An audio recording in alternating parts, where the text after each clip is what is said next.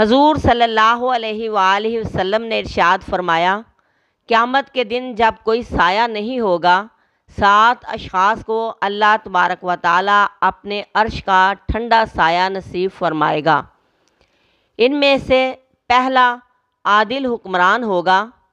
दूसरा वो नौजवान जिसने जवानी अल्लाह रब्बे कायनात की इबादत और याद में गुजार दी, तीसरा वो शख्स जिसका दिल मस्जिद के साथ लगता है,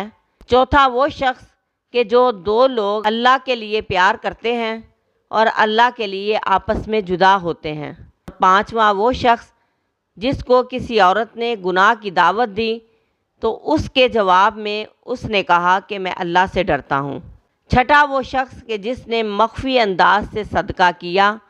सातवां वो शख्स जिसने तन्हाई में बैठकर अल्लाह का जिक्र किया